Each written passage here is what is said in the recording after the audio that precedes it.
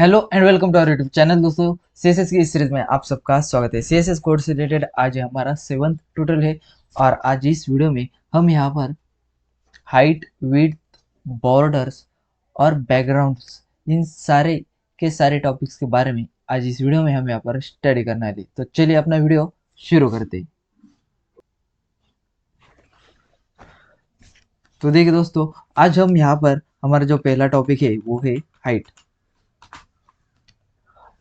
अगर आपको यहाँ पर अपने सीएसएस के किसी ड्यू को या किसी बॉक्स को यहाँ पर हाइट लगानी है तो आप इस हाइट प्रॉपर्टी का यहाँ पर यूज करा सकते हैं और उस ड्यू को यहाँ पर हाइट आप असाइन करा सकते हैं। इसके बाद हमारी जो सेकंड प्रॉपर्टी है वो है विड्थ। आप यहाँ पर विड्थ का यूज अपने इमेज की विड्थ को बढ़ाने के लिए कर सकते हैं। अगर आपको यहाँ पर कोई बॉक्स बनाना है या किसी ड्यू को आपको यहाँ पर विड्थ असाइन करानी है तो आप यहाँ पर इस विड्थ प्रॉपर्टी का यूज करा सकते हैं। अब इसके बाद जो आता है वो है बॉर्डर। अगर आपको यहाँ पर किसी ड्यू को या किसी बॉक्स को यहाँ पर बॉर्डर असाइन करानी है, किसी इमेज को यहाँ पर अगर बॉर्डर असाइन करनी है तो आप यहाँ पर इस बॉर्डर प्रॉपर्टी का यूज करा सकते हैं। बॉर्डर प्रॉपर्टी में आप यहाँ पर अपने ड्यू को टॉप की बॉर्डर दे सकते हैं, बॉटम की भी बॉर्डर दे सकते हैं, लेफ्ट या राइट, इन चारों में से कोई भी बॉर्डर आप यहाँ पर उसे असाइन करा सकते हैं। इसके बाद हमारे जो फोर्थ प्रॉपर्टी है वो है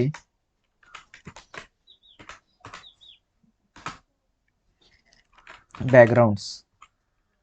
बैकग्राउंड में आज हम यहाँ पर अपनी इमेज को इंसर्ट कराने वाले हैं। बैकग्राउंड में हम यहाँ पर सीएसएस की मदद से इमेज को कैसे इंसर्ट कराते हैं ये आज हम इस वीडियो में यहाँ पर स्टडी करने वाले हैं। बैकग्राउंड यूआरएल इस प्रॉपर्टी का आप यूज कर अपने सीएसएस के मदद से आप यहाँ पर अपने वेब पेज में इमेज को इंसर्ट करा सकते हैं। तो चलिए हम इन सारे के सारे प्रॉपर्टीज का अपने सीएसएस के कोड में कैसे यूज करते हैं इसके बारे में देखते हैं। तो हम यहाँ पर इन सबको कमेंट आउट कर देते हैं और उसके बाद पहले हम यहाँ पे डाल देते हैं अपने एचटीएमएल के स्ट्रक्चर को और यहाँ पर उसे टाइटल दे देते हैं height, width, border and last जो है वो है बैकग्राउंड। अब इसके बाद हम चलते हैं अपने बॉडी टैग में और बॉडी टैग में हम यहाँ पर एक डिव बना लेते हैं। अब इसके बाद हम यहाँ पर इस डिव को आईडी लगा देते हैं, फर्स्ट डिव, और उसे यहाँ पे क्लोज कराएंगे और यहाँ पर हम एक वर्ड डाल देंगे फर्स्ट। अब इसके बाद हम यहाँ पर इसे सीएसएस अप्लाई करेंगे और उसे यहाँ पर हम हाइट अप्लाई करा के देखने वाले। तो सीएसएस डालने के लिए हम यहाँ पर एक स्टाइल टैग ले लेते हैं और इस स्टाइल टैग में हम यहाँ पर सीएसएस अपनी डालने वाले हैं। हम यहाँ पर इस आईडी को यहाँ पर टारगेट कराएंगे। आईडी को टारगेट करने के लिए हमें यहाँ पर देना है हैश और यहाँ पर हमें आईडी का नेम डालना है फर्स्ट ड्यू और उसके बाद हमें यहाँ पर कर्ली ब्रेसेस लगा देनी है और उसमें हमें यहाँ पर डाल देनी है बैकग्राउंड कलर। हम यहाँ पर पहले बैकग्राउंड का कलर डाल के देखते हैं और उसे हम यहाँ पर कलर डाल देते हैं ग्रीन और इस फाइल को सेव करा कर चलते हैं अपने ब्राउज़र में। इस फाइल को उठा के लेते हैं अपने ब्राउज़र में और उसे वहाँ पे रन करा के देखेंगे। तो देखिए दोस्तों, आप यहाँ पर देख सकते हैं हमारे इस डिव को यहाँ पर बैकग्राउंड कलर जो है वो यहाँ पे अप्लाई हो गया है। अब इसके बाद हम यहाँ पर इस डिव को अपनी हाइट कैसे लगाते हैं ये देखते हैं। तो पहले हम यहाँ पर क्या करते हैं, इस वीएस कोड को एडजस्ट करा के लेते हैं और उसके बाद इस क्रोम को भी एडजस्ट कराएंगे।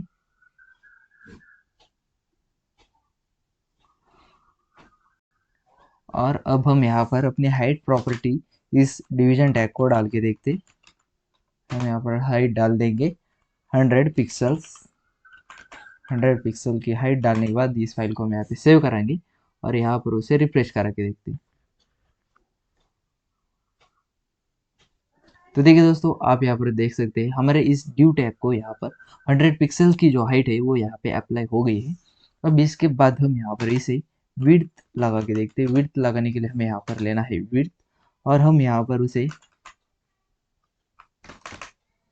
500 पिक्सल की जो विड्थ है वो असाइन करा के देंगे, और इस फाइल को सेव कराएंगे और यहाँ पर उसे रिफ्रेश करा के देखते हैं। तो देखिए दोस्तों, आप यहाँ पर देख सकते हैं हमारे इस ड्यू टैग को यहाँ पर जो विड्थ है वो अप्लाई हो गई है। ऐसे आप यहाँ पर अपने CSS में हाइट और विड्थ अपने डिवीजन टैग को या अपने इमेज को आप लगा सकते हैं। अब इसके बाद पर इस डिवीजन को एक बॉर्डर असाइन कर रहे थे। बॉर्डर असाइन करने के लिए आपको पहले उसे यहाँ पर विड्थ देनी होगी, बॉर्डर विड्थ। बॉर्डर विड्थ देते देते हैं हम यहाँ पर 4 पिक्सल्स, और उसके बाद हम यहाँ पर बॉर्डर का कलर लगा देंगे, बॉर्डर कलर। बॉर्डर कलर हम यहाँ पर ले लेते हैं रेड, रेड लेते हैं, या ब्लू ले लेते हैं, ब्लू, ब्लू कलर हम यहाँ पर ले लेंगे। और उसके बाद हम यहाँ पर बॉर्डर की स्टाइल यहाँ पर ले लेंगे, बॉर्डर स्टाइल। बॉर्डर स्टाइल हमें यहाँ पर दे देनी है सॉलिड। अब इस फाइल को हम यहाँ पर सेव कराते हैं और यहाँ पर रिफ्रेश करा के देखते हैं। तो देखिए दोस्तों, आप यहाँ पर देख सकते हैं हमारे इस डिवीजन टैग को जो बॉर्डर है वो यहाँ पर अप्लाई हो गई है। आप यहाँ पर देख सकते हैं ऐसे आप अपने डिवीजन टैग को बॉर्डर अप्लाई करा सकते हैं। बॉर्डर अप्लाई करने के लिए हमने यहाँ पर 3 प्रॉपर्टीज का यूज किया है। अगर आपको यहाँ पर एक ही प्रॉपर्टी में अगर अपने इस डिवीजन टैग को बॉर्डर लगाने है तो आप यहाँ पर सिर्फ बॉर्डर प्रॉपर्टी का ही यूज करा सकते हैं, और उसके अंदर आप यहाँ पर बॉर्डर असाइन करा सकते हैं। बॉर्डर आपको लगाने के लिए हमें यहाँ पर डायरेक्टली बॉर्डर नाम का ये प्रॉपर्टी आपको यहाँ पे डाल देनी है, और उसमें आपको यहाँ पर कितने पिक्सल की बॉर्डर डालनी है वो आपको यहाँ पर राइट कराना है। अगर हम यहाँ पर 4 पिक्सल डाल देंगे, और 4 पिक्सल के बाद आपको यहाँ पर सॉलिड डाल देना है। आपको यहाँ पर सिर्फ कलर नहीं डालना है, आपको यहाँ पर पहले सॉलिड ये वर्ड आपको यहाँ पर डालना है। सॉलिड के बाद आपको यहाँ पर जो भी कलर असाइन कराना है वो आप यहाँ पर असाइन करा सकते हैं। हम यहाँ पर इसे सॉलिड रेड ये कलर यहाँ पर डाल देंगे। अब इस फाइल को सेव कराते हैं और यहाँ पर रिफ्रेश करा के देखते हैं। तो देखिए दोस्तों, आप यहाँ पर देख सकते हैं हमारे इस डिवीजन टैग को ये बॉर्डर जो है वो अप्लाई हो गई है। ऐसे आप यहाँ पर अपनी बॉर्डर को एक ही लाइन में यहाँ पर राइट करा कर अपने डिवीजन टैग को बॉर्डर असाइन करा सकते हैं। और मैंने आपको कहा था कि आपको ये सॉलिड जो वर्ड है वो यहाँ पर डालना है। अगर हम यहाँ पर इस वर्ड को डिलीट करा कर और इस फाइल को यहाँ पर रिफ्रेश करा के देखेंगे तो हमारी जो बॉर्डर है वो यहाँ पर इनविजिबल हो गई है, यहाँ पर वो असाइन नहीं हुई है। अगर आपको अपने कंटेंट को अपने डिव को यहाँ पर बॉर्डर असाइन करनी है तो आपको ये सॉलिड जो कीवर्ड है वो यहाँ पे आपको डालना होगा। सॉलिड अगर आप यहाँ पर नहीं डालेंगे तो आपकी जो बॉर्डर है वो यहाँ पर आपके डिवीजन टैग को या आपके इमेज को यहाँ पर अप्लाई नहीं होगी।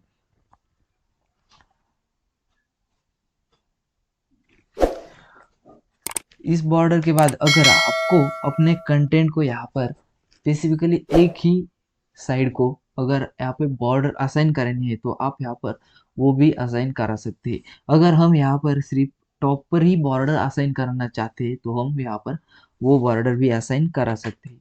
उसके लिए हम यहाँ पर और एक डिवीजन टैग ले लेते हैं और उसे हम यहाँ पर डाल देते हैं सेकंड। ये आईडी हम यहाँ पर डाल देंगे और यहाँ पर कंटेंट भी चेंज कराएंगे सेकंड।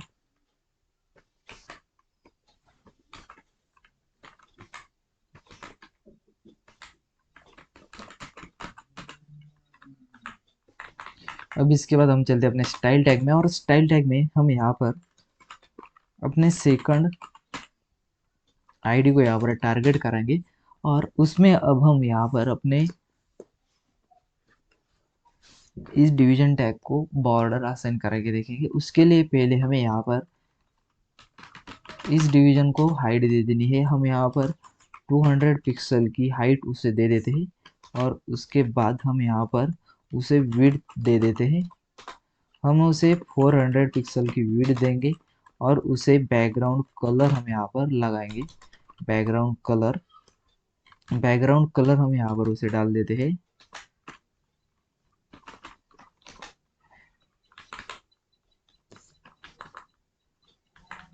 गोल्ड नाम का। ये बैकग्राउंड कलर हम उसे अप्लाई करा देंगे और उसके बाद इस फाइल को सेव कराकर यहाँ पे रिफ्रेश करा के देखते हैं। फिर से सेव कराएंगे और हमने यहाँ पर ये आईडी पूरी नहीं डाली है, उसके लिए हम यहाँ पर डाल देते हैं सेकंड ड्यू। ये आईडी है हमारी और इसके बाद इसे सेव करा कर यहाँ पे रिफ्रेश करा के देखते हैं। तो देखिए दोस्तों, आप यहाँ पर देख सकते हैं हमारा जो सेकंड डिव है वो यहाँ पर आ गया है। अब इसके बाद हमें यहाँ पर एक बियर लगाना है जिससे कि हमारा जो सेकंड डिव है वो यहाँ पर नेक्स्ट लाइन में आ जाएगा और ये आ गया हमारा नेक्स्ट लाइन में ड्यू। अब इसके बाद हमें यहाँ पर उसे टॉप में बॉर्डर असाइन करनी है। टॉप में बॉर्डर असाइन करने के लिए आपको यहाँ पर बॉर्डर ये प्रॉपर्टी लगा देनी है और उसके बाद आपको यहाँ पर बॉर्डर टॉप कराना है, क्योंकि हम यहाँ पर टॉप में बॉर्डर असाइन करना चाहते हैं। इसके लिए हम यहाँ पर बॉर्डर टॉप डाल देंगे और आपको यहाँ पर उसकी साइज डाल देनी है। आपको जिस साइज की भी बॉर्डर यहाँ पर असाइन करनी है वो आपको यहाँ पर डालनी है। मैं यहाँ पर 2 पिक्सल की बॉर्डर यहाँ पे लगाना चाहता हूँ तो मैं यहाँ पर 2 पिक्सल डाल दूंगा। अब उसके बाद हम यहाँ पर डाल देते हैं सॉलिड और अब हम यहाँ पर लेते हैं RGB में कलर। अगर आपने यहाँ पर RGB में कलर कैसे लेते हैं ये आपको नहीं पता है तो आप हमारी पिछली वीडियो यहाँ पर देख सकते हैं। पिछले वीडियो में हमने यहाँ पर बताया था कि हम यहाँ पर कलर्स कैसे लेते हैं।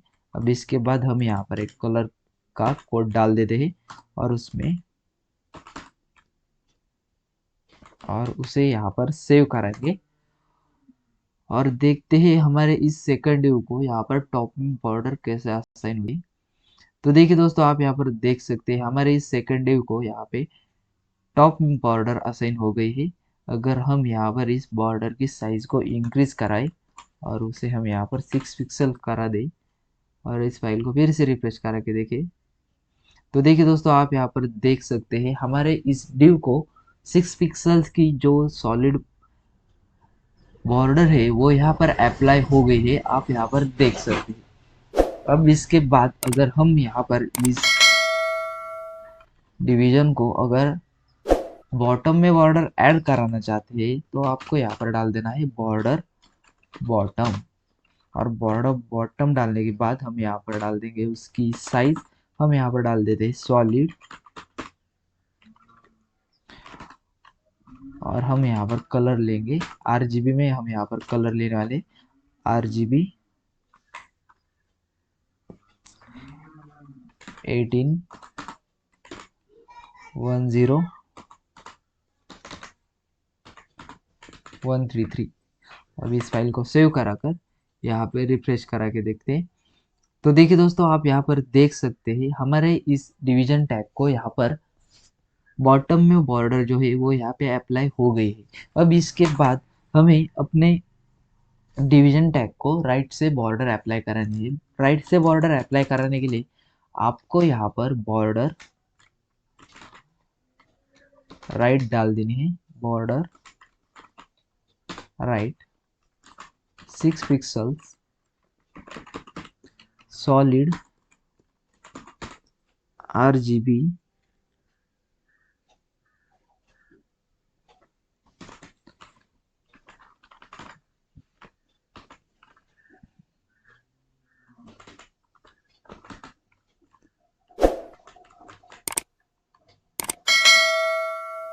अब इसके बाद हम यहाँ पर इस फाइल को सेव कराते हैं और उसे रिफ्रेश करा के देखते हैं।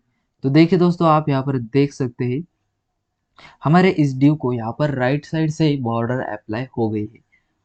अब इसके बाद अगर हमें यहाँ पर लेफ्ट साइड में बॉर्डर लगानी है तो हम यहाँ पर डाल देंगे बॉर्डर लेफ्ट बॉर्डर लेफ्ट डाल देंगे हम यहाँ पर 6 पिक्सल सॉलिड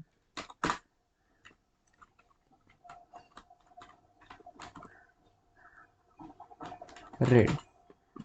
अब इस फाइल को हम यहाँ पे सेव कराएंगे और यहाँ पे रिफ्रेश करा के देखते हैं। तो देखिए दोस्तों, आप यहाँ पर देख सकते हैं हमारे इस डिवीजन टैग को लेफ्ट साइड से भी बॉर्डर अप्लाई हो गई है। ऐसे आप यहाँ पर अपने डिवीजन टैग को बॉर्डर अप्लाई करा सकते हैं।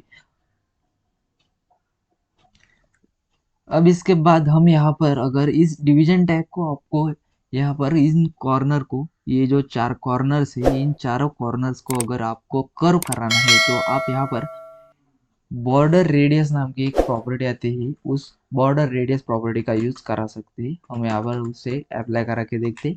बॉर्डर रेडियस हम यहाँ पर डाल देंगे 15 पिक्सल्स और इस फाइल को यहाँ पे सेव करा के यहाँ पे रिफ्रेश करा के देखते। तो देखिए दोस्तों, आप यहाँ पर देख सकते हैं हमारे इस डिवीजन टैग को यहाँ पर बॉर्डर रेडियस जो है वो अप्लाई हो गई है। आप यहाँ पर अगर अपने कॉर्नर्स को कर्व कराना चाहते हैं तो आप यहाँ पर बॉर्डर रेडियस प्रॉपर्टी का यूज करा सकते हैं। अगर हम यहाँ पर इस बॉर्डर रेडियस को थोड़ा सा कम करा दे, अगर 5 पिक्सल्स करा दे और इस फाइल को रिफ्रेश करा के देखिए, तो आप यहाँ पर देख सकते हैं हमारी जो बॉर्डर रेडियस है वो यहाँ पर थोड़ी सी कर्व हो गई है और ये थोड़ी अच्छी दिख रही है। आप यहाँ पर देख सकते हैं। ऐसे आप यहाँ पर इस डिवीजन टैग को बॉर्डर रेडियस अप्लाई करा सकते हैं। अब इसके बाद हमारी जो लास्ट प्रॉपर्टी है वो है बैकग्राउंड इमेज। अगर आपको अपने वेब पेज में बैकग्राउंड इमेज यहाँ पर अप्लाई करानी है तो आप यहाँ पर बैकग्राउंड इमेज ये प्रॉपर्टी यहाँ पे यूज करा सकते हैं। उसके लिए हम अब इसके बाद हमारी जो लास्ट प्रॉपर्टी आती है वो है बैकग्राउंड इमेज। अगर हमें यहाँ पर बैकग्राउंड इमेज ऐड कराना चाहते हैं तो हम यहाँ पर पूरे बॉडी टैग को यहाँ पर टारगेट कराते हैं और उस बॉडी टैग को ही इमेज ऐड कराते। बैकग्राउंड इमेज ऐड कराने के लिए हमें यहाँ पर बैकग्राउंड इमेज नाम की प्रॉपर्टी यहाँ पे डालनी है और उसमें आपको यहाँ पर ये URL फंक्शन यहाँ पे डालना है। इस URL फंक्शन में हम यहाँ पर अपने बैकग्राउंड की जो इमेज है उसकी पाथ यहाँ पर देने वाली, जिस लोकेशन पर हमने यहाँ पर इमेज डाली हुई है वहाँ पर उसकी पाथ हम यहाँ पर देंगे।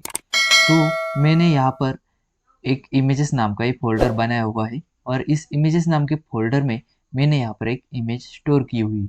उस इमेज को हम यहाँ पर आज यूज कराएंगे।